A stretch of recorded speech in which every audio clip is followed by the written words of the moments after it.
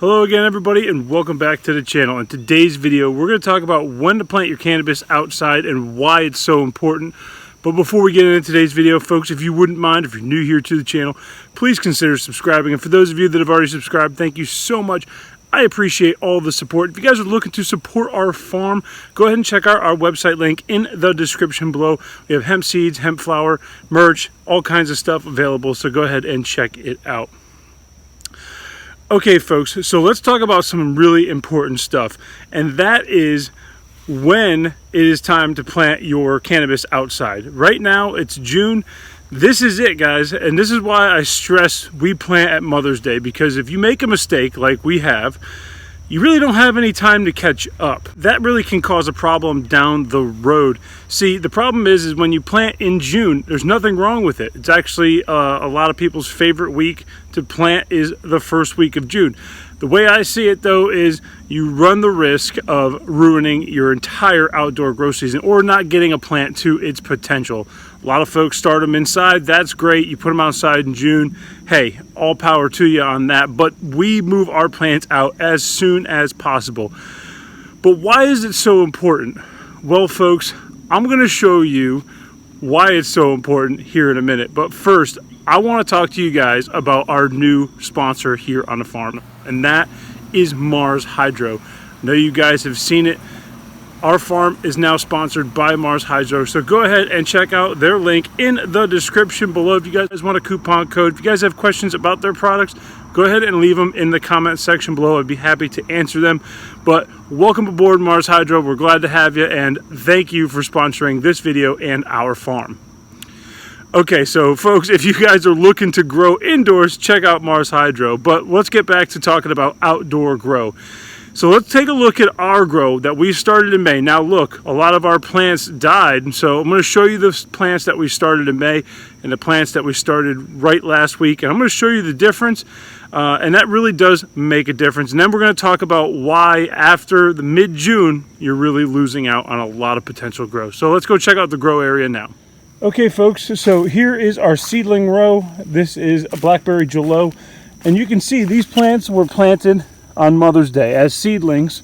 Okay, they were direct sow into the ground. They're all doing really, really well. Now I'm going to take you over here to some clones that we transplanted just last week, as you guys saw.